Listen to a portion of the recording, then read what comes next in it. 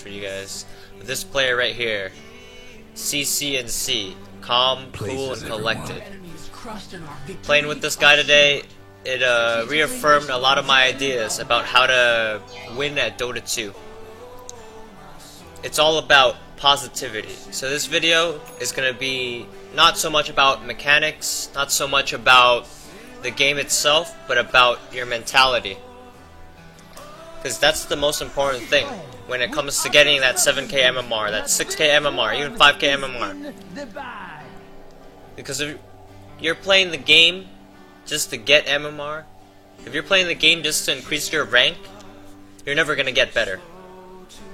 To truly get better at the game and reach the level of the pros, reach the high levels, you need to change how you think. You need to change how you talk. Because Dota is a team game, but we play solo queue. When we play solo queue, we have to learn to cooperate with our teammates.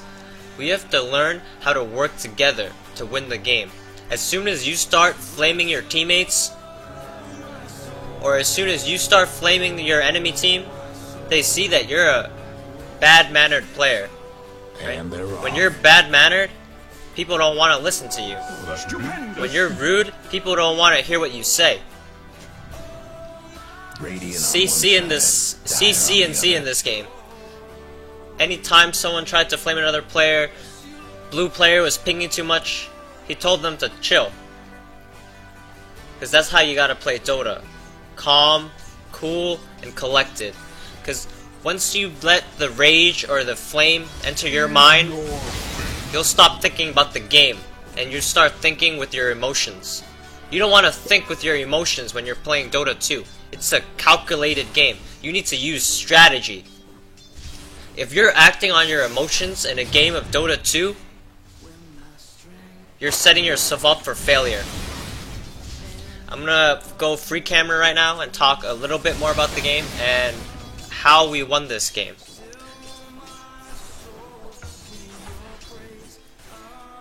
Right now we got a good trial lane against this Enchantress, right? Already in drafting phase, we were looking towards the picks. We're like, they have Enchantress, she's going to be a strong offlaner. So we suggest heroes. You gotta suggest heroes, because sometimes your teammates don't know what to pick. So you suggest some heroes, but you can't tell them what hero to pick, because what if they can't play that hero? But then sometimes they think they need to freaking listen to you, and they pick a hero they end up not feeling comfortable on.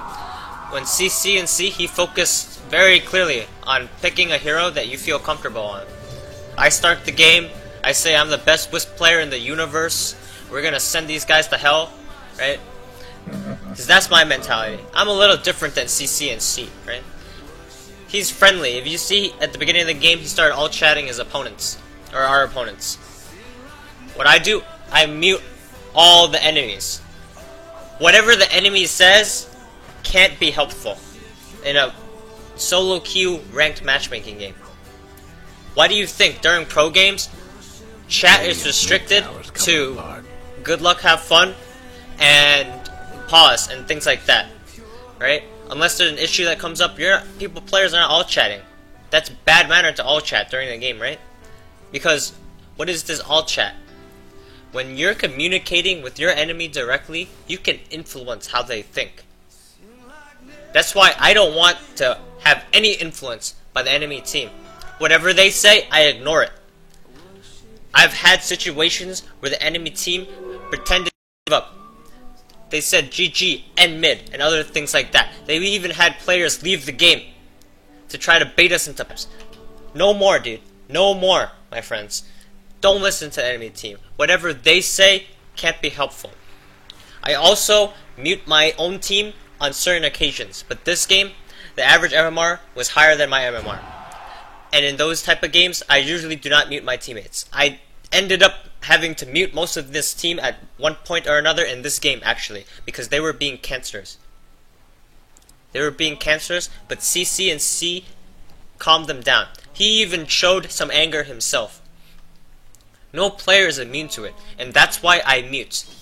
When you use the mute function to block out all of this outer information, block out all this noise. Like, why was CCNC so angry at blue player for pinging so much? Because it creates noise. When there's noise in the game, when you have noise in your communication, you'll start misunderstanding. What do those pings mean, right?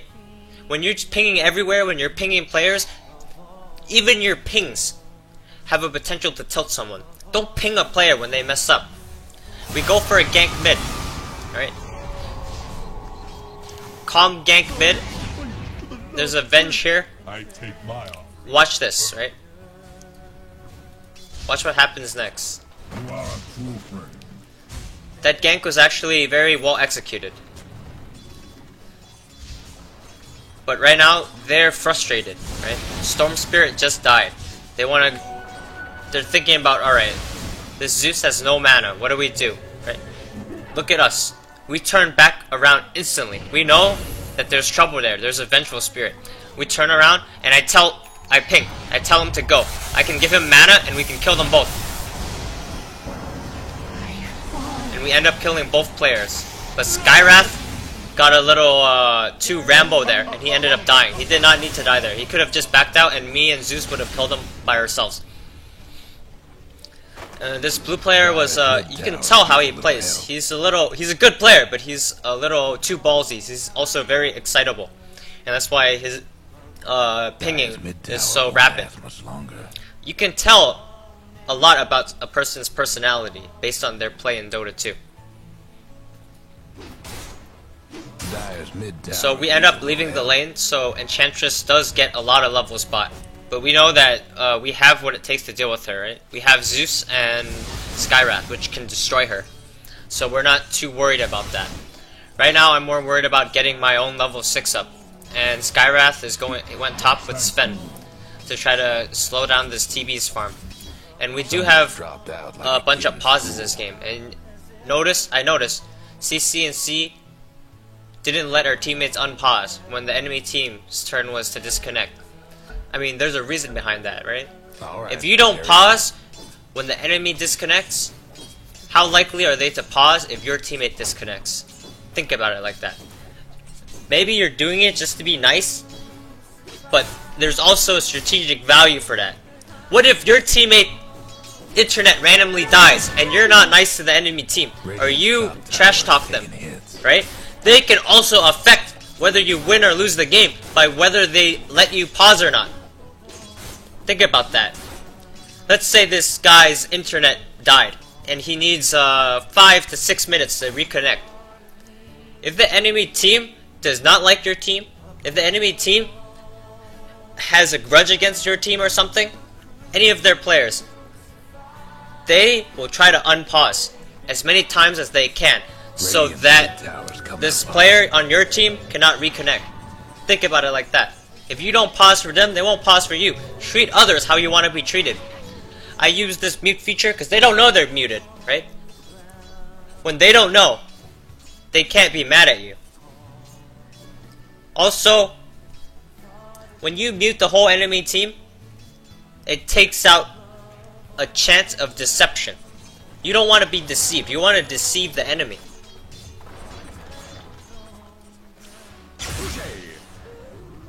That mentality is really the mentality that you need if you're trying to go big in this game. When you're playing to just have fun, or when you're playing just to mess around and not to improve, then you can continue to do that, right? But for me and for players like CC and C, we play and we strive for perfection. We look to do the best we can in every game, and that's what's fun. Because fun is subjective, and it really depends on the person.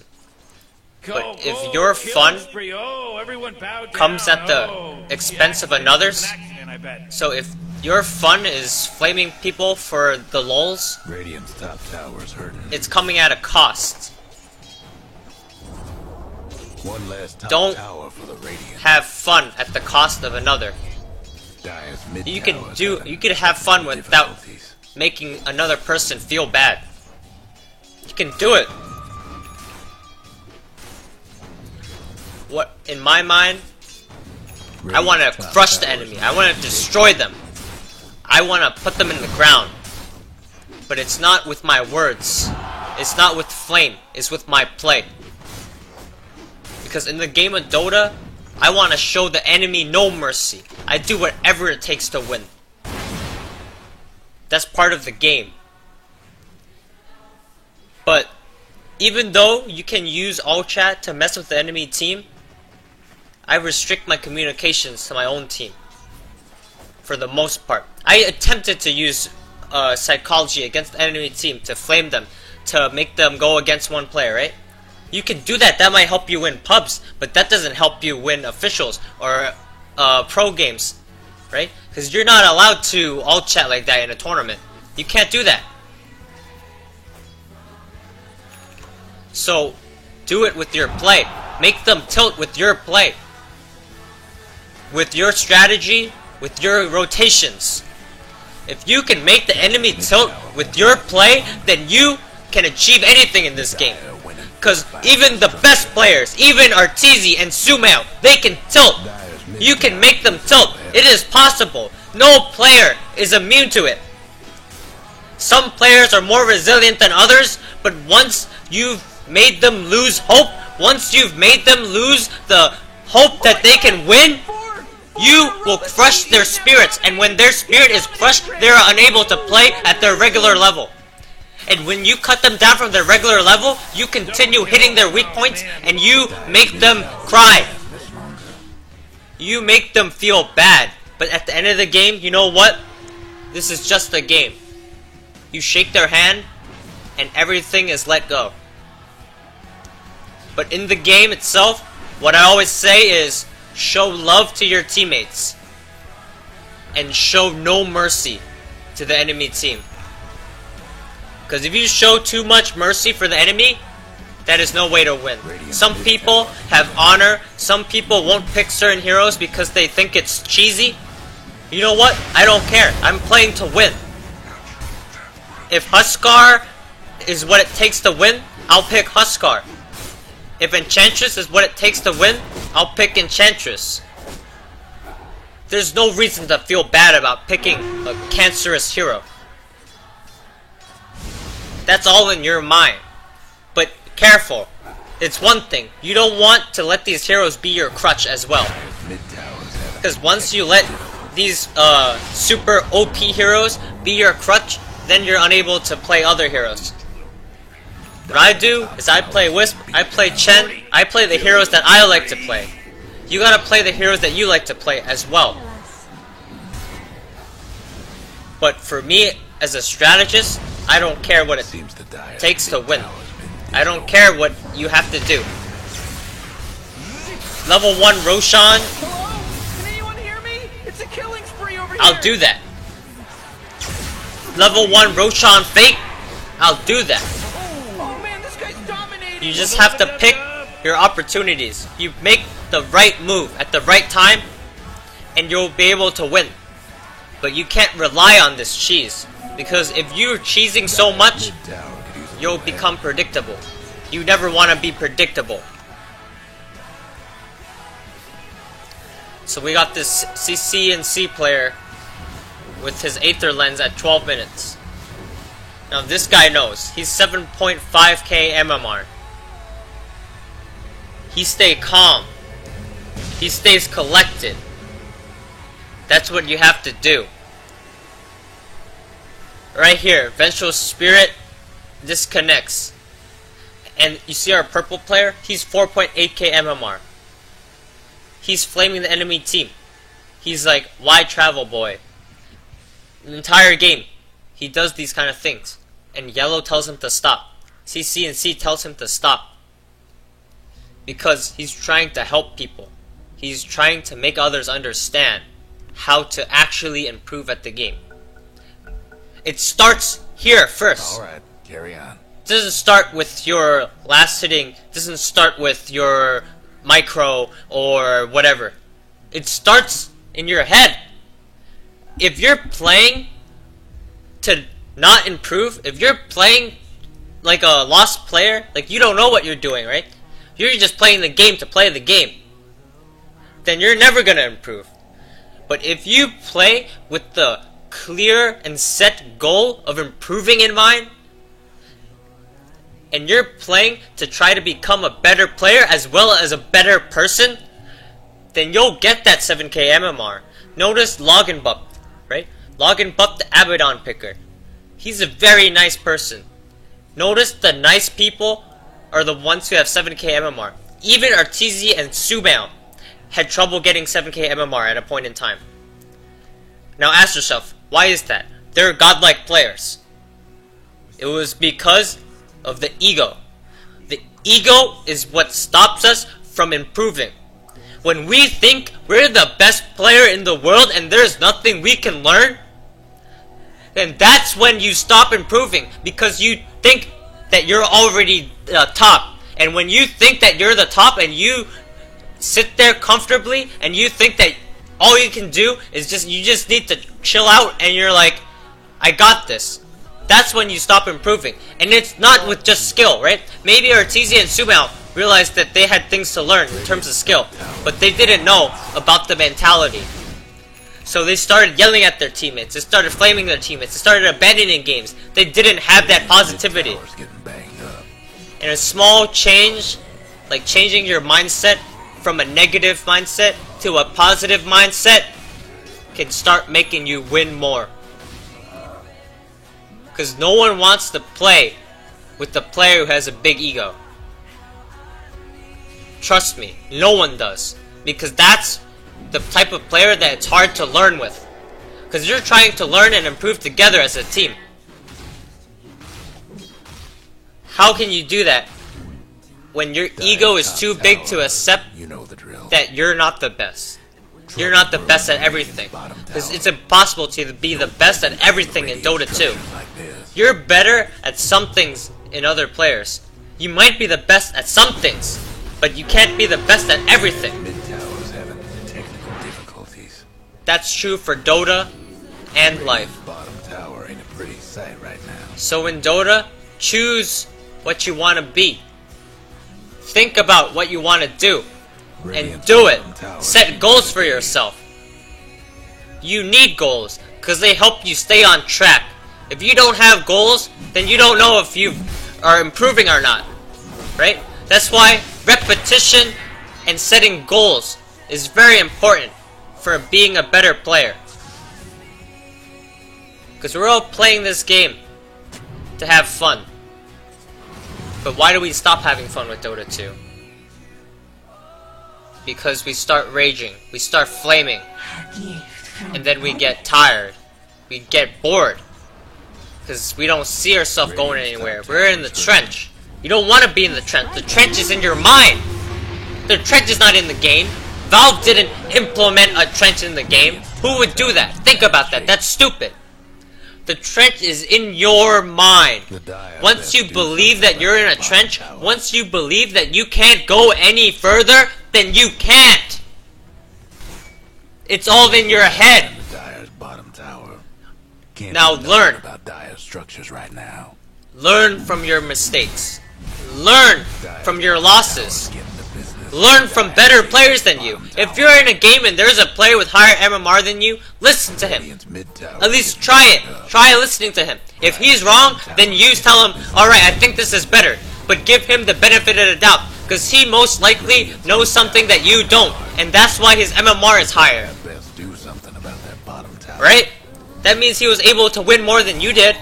You might think in your mind, alright, I'm better than this guy. But are you at this moment in time? No. He is a higher ranking. Listen to your superiors. Listen to your superiors.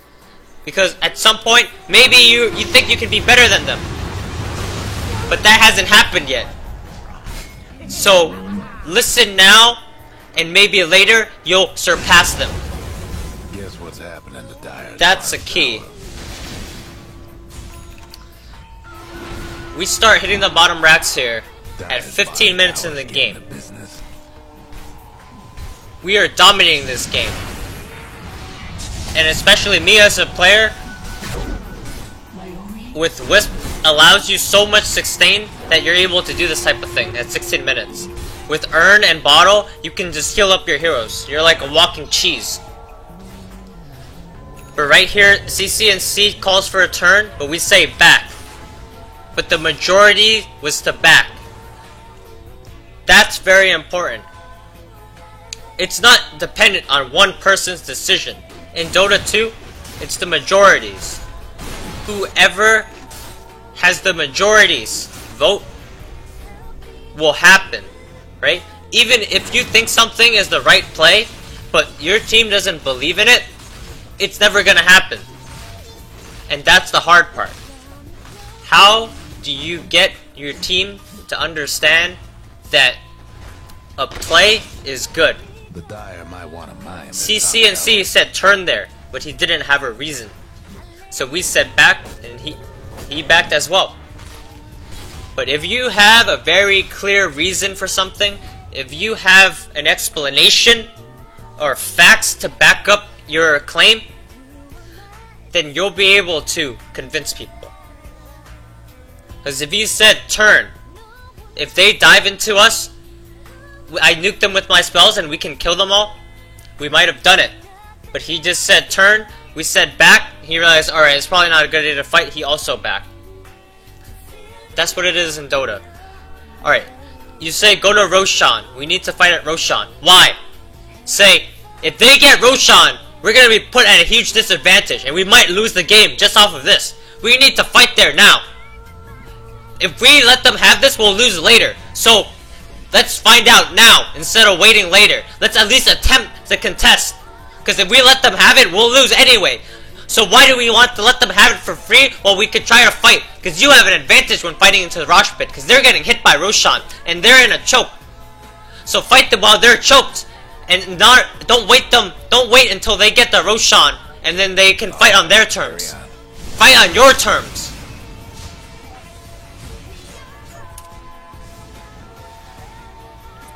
This Vengeful Spirit player, his name is Disaster. We got Confessor, the former Huskar picker. Flat chest is life. This guy just gets blown up. See, our draft was constructed off of our players' comfortable heroes. This guy wanted to pick Legion. I wanted to pick Wisp. Right? This one you win the most. When you're playing comfortable heroes, you're able to think about the game more because you're not focusing on the mechanics or you're not focusing on casting your skills in the right order or whatever. You're able to think about the game, and that's why practicing heroes is very important. Some players are afraid to play new heroes because they think they're no good with them. Go in an unranked game, go in a bot game and practice the hero. Practice hitting spells, practice clicking creeps, right? The last hitting, that's very important. Most people, do you practice last hitting or do you just play? Right? Let me tell you for a fact, all the pro players at some point in their career practice last hitting. They practice to the point of perfection. They wanted to hit every single creep and that's how they're able to do it so well. And this fight went horrible for our team. And CCNC and I also got baited into it. We thought that we could get kills. And we ended up dying also. Purple player immediately with the 322 all chat. At this point, you have to ignore that. This guy, he's playing for himself. He's not playing for the team. If you were playing for the team, you wouldn't say things like that. So if you say things like that, that's gonna tilt your team. Don't do things like that. Some people are more impressionable than others, right?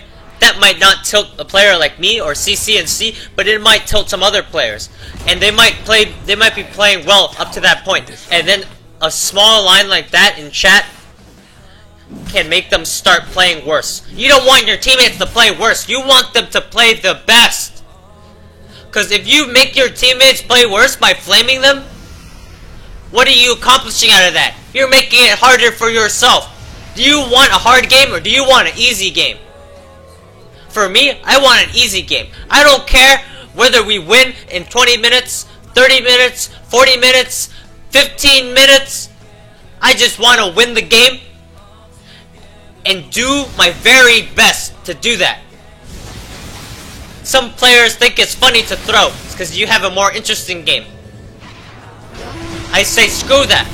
Why do you have to do that? It might give you practice in those throw situations, but it's also causing bad habits. You don't want to end up in those situations unless you're forced into those situations. If you get in the habit of throwing for fun or whatever, even when you're try-harding or when you're not trying to throw, you'll end up doing it. Remove those bad habits and try in every game to play safe, to do the objectives, to complete the objective of the game, which is to kill the enemy throne. There is only one way to win a pub in Dota 2. It is to destroy the enemy throne. Keep that in mind. That is the goal of your game. Once you forget that, and you start diving the pool, you start doing other things, that's when you'll lose. Because that's when you stop playing towards the objective. And you're playing to mess around. You're playing to have fun in some twisted way. Because fun for me is winning the game. Getting that MMR. Right? Because that's when you see you're improving. Is it fun to mess around and then lose a game for no reason? Is that fun to you? Let me ask you that. If that sounds fun, then you do that. But for me, I'm gonna win the games. For players like CC and C, he's 7.5k MMR because he's playing to win the game. Now play to win. Because if you're not playing to win, you're playing to lose.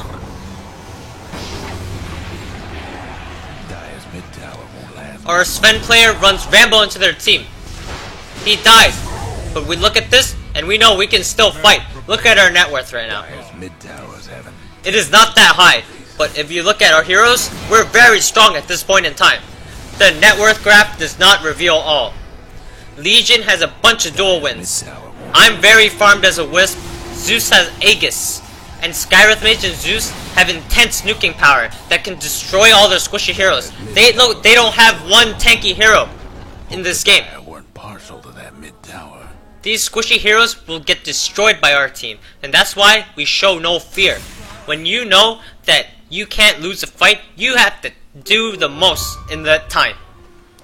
You gotta take their towers, you gotta take the objectives, you gotta go for kills.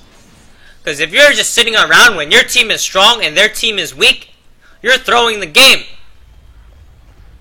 And look at this. Zeus scouts out their smoke with the Invis rune. Every rune you get, DD, Haste, Invis, Illusions, find a use for it. It's put there for a reason. Find a use for it. Because once you think something is useless, or once you don't utilize everything you have to win the game, then you're being wasteful. You don't want to be wasteful. Make the most out of every situation. And with that scouted smoke, it caused them to split up. Because half the team kept going because there was still smoke. Half the team was like, our smoke pop, be careful. And then we split them up and we killed them. I don't want this video to go on for too long. So let me end it off on some quotes from The Art of War from Sun Tzu.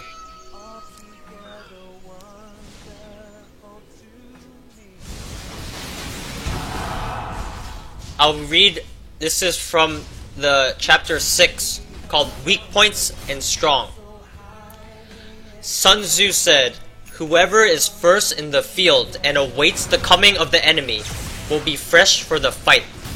Whoever is second in the field and has to hasten to battle will arrive exhausted. Therefore, the clever combatant imposes his will on the enemy, but does not allow the enemy's will to be imposed on him. By holding out advantages to him, he can cause the enemy to approach of his own accord, or by inflicting damage, he can make it impossible for the enemy to draw near. If the enemy is taking his ease, he can harass him. If well supplied with food, he can starve him out. If quietly encamped, he can force him to move. Appear at points which the enemy must hasten to defend. March swiftly to places where you are not expected. An army may march greater distances without distress. If it marches through country where the enemy is not, you can be sure of succeeding in your attacks. If you only attack places which are undefended, you can ensure the safety of your defense if you only hold positions that cannot be attacked. Now let's break that down in Dota terms. Whoever is the first in the field and awaits the coming enemy will be first to the fight. You want the enemy to come to you. You only want to come to the enemy when you know they're vulnerable. Because who is stronger? The enemy that's running into you, or the defender? It's always the defender that has the advantage. If you're making the enemy run around the map, and they're not prepared to fight, that's when you catch them off guard. That's when they have to hasten to arrive to battle, and they'll be exhausted. They'll use their resources. While you're fresh, you're ready to fight. They are not. Now, the clever combatant imposes his will on the enemy. You want them to play your game, not their game. You don't want to play their game. You want them to play your game. You can bait them. You can make them think that this is a good push, or they think that Roshan is doable right now. And then you kill them. You fight them at Rosh.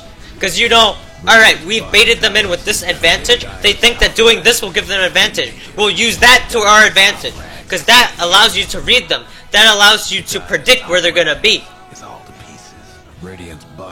Or you can deal damage on them. When they get hurt, when they are low HP, they're not willing to fight. When you're super low HP in Dota, you're afraid of dying. When they're afraid of dying, they're less likely to go in. That is simple as that. And especially, look in this game, where Zeus, heroes like Zeus and Skywrath, even Sven, has so much AoE cleave. Well, Zeus and Sven in particular, where they can just nuke you down. If you're anywhere near the fight, or you're anywhere near them, they'll kill you, indirectly. That's how you keep the enemy away, right? You keep them away. Sometimes you damage them. You don't want to fight, but you damage them and they'll stop chasing. Now, if the enemy is relaxing, you can harass him. This applies to the laning stage. When an enemy is allowed to farm freely, they're gonna get gold. But once you start putting pressure on him, he's gonna start missing creeps. He's gonna start playing scared. If an enemy is camping, if the enemy is just sitting back, make him move. Push the tower. Make him rotate. You want to force your enemy to rotate. You don't want to rotate according to your enemy. Sometimes you have to do that. It is inevitable. But ideally, you want your enemy to react to you. You don't want to react to your enemy. Because once you're reacting to what they do, you're playing into their hands. You must appear at points which the enemy must hasten to defend. Like their racks, like their tier 3s, their towers, or Roshan. If you go at those points, if you go play those objectives, they will run your way. And when they're running your way, you have the choice, right? You know they're coming there. But you, yourself, can go, alright, we'll back away and we might come back in. Or, we know that we can take this and we'll run away. You know exactly where they're running. When they're running down the map, they're going in a fixed path. You're not fixed. You know that they're going this way. Now you have the choice to decide what to do with it. An army may march great distances without distress, but if you march through enemy territory, they are not. Right? Because enemy territory is dangerous territory. Sometimes, when you enter the enemy jungle, or when you go on their side of the map, you're putting yourself at risk. But those risks must be taken. Because listen to this. If you're farming the enemy jungle, where are they farming? Are they farming in your jungle? If they're farming in your jungle, go and get them. You can be sure in succeeding in your attacks if you only attack places which are undefended. Why defend, or why attack a defended tower when you can go for the other tower? that has no one there. And you force them to TP there. And once they TP'd there, go to the other side. Or go do what you want. Because you're not afraid anymore. You know, alright, they TP'd here. Top's not afraid. If there's a hero top already, he's like, well, they can't TP here. Be rats, my friend. Be rats. There is no shame in ratting. It is the best strategy. It is the supreme strategy to win the game by hitting buildings. Lotus said it himself. What do you win the game by? Killing heroes? Or hitting towers? Hitting buildings? Hitting racks? I'm gonna end it up on that note, and funny enough, cool, calm, and collected, he achieves the Staff of Divine Ascension. What a player, guys. You want to be like calm, cool, and collected. Be like him. Learn from him. Just do it, guys. I hope you all enjoyed listening, and have a great day.